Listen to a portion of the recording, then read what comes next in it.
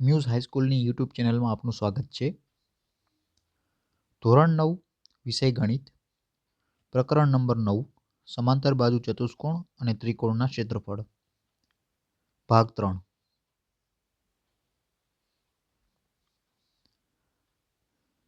એક જ પાયા અને સમાંતર રેખાની જોડની રેખાઓ વચ્ચેના સમાંતર બાજુ ચતુષ્કોણ. આપણે હવે એક જ પાયા પર અને સમાંતર રેખાઓની જોડની રેખાઓ વચ્ચે આવેલા બે સમાંતર બાજુ ચતુષ્કોણના ક્ષેત્રફળો વચ્ચે કોઈ સંબંધ હોય તો તે મેળવવાનો પ્રયત્ન કરીએ. તેને સમજવા નીચેની પ્રવૃત્તિઓ કરીએ. પ્રવૃત્તિ નંબર 1. એક આલેખપત્ર લો અને તેમાં આકૃતિ 9.9માં બતાવ્યા પ્રમાણે બે સમાંતર બાજુ ચતુષ્કોણ ABCD અને PQCD દોરો.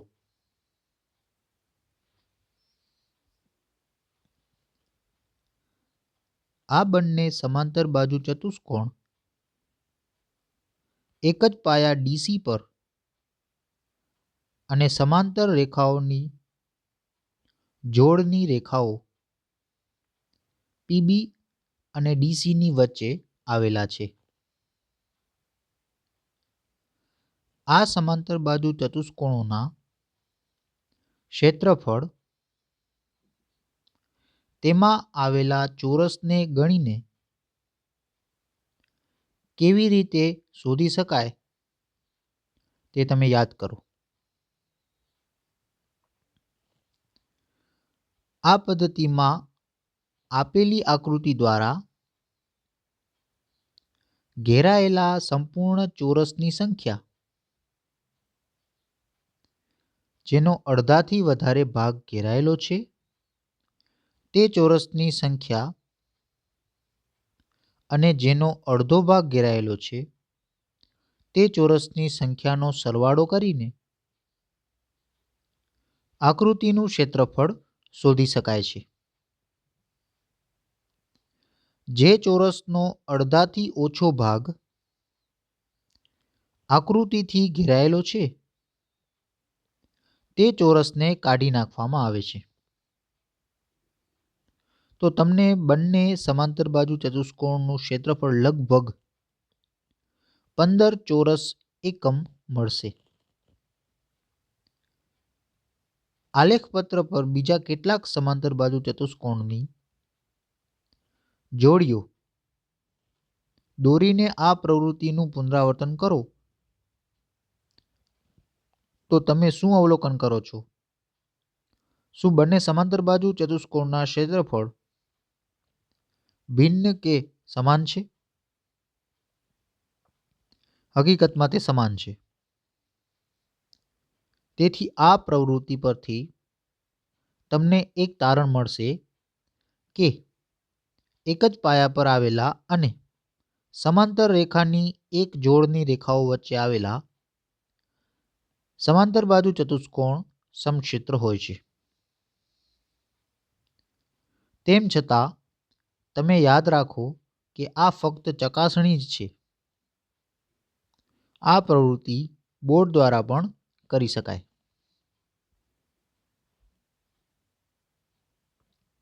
હવે આપણે જોઈએ પ્રમેય નંબર 9.1. એક જ પાયા પર આવેલા અને બે સમાંતર રેખાઓની એક જોડની રેખાઓ વચ્ચે આવેલા સમાંતર બાજુ ચતુષ્કોણોના ક્ષેત્રફળ સમાન હોય છે. આકૃતિમાં આપણને દેખાય છે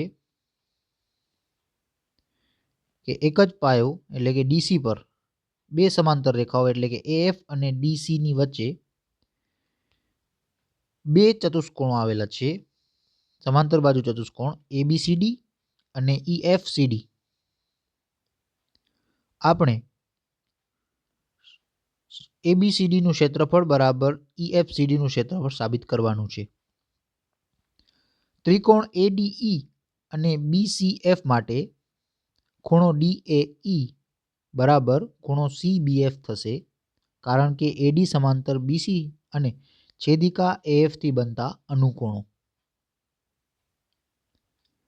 ખૂણો AED બરાબર ખૂણો BFC થશે કારણ કે ED સમાંતર FC અને છેદિકા AF થી બનતા અનુકોણો. તેથી ખૂણો ADE એકરૂપ BCF થશે કારણ કે ત્રિકોણના ખૂણાઓના સરવાળાનો નિયમ. તથા AD બરાબર BC છે કારણ સમાંતર બાજુ ચતુષ્કોણ ABCDની સામસામેની બાજુઓ. તેથી ત્રિકોણ ADE એકરૂપ ત્રિકોણ BCF કારણ કે પરિણામ 1, 3 અને 4 પરથી ખૂબાખૂ નિયમનો ઉપયોગ કરીને.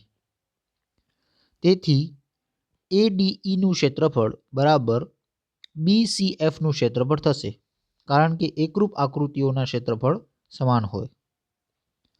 હવે ABCDનું ક્ષેત્રફળ બરાબર ADEનું ક્ષેત્રફળ વત્તા EDCBનું ક્ષેત્રફળ થાય બરાબર BCFનું ક્ષેત્રફળ વત્તા EDCBનું ક્ષેત્રફળ બરાબર EFCDનું ક્ષેત્રફળ. આમ સમાંતર બાજુ ચતુષ્કોણ ABCD અને EFCD સમક્ષેત્ર છે.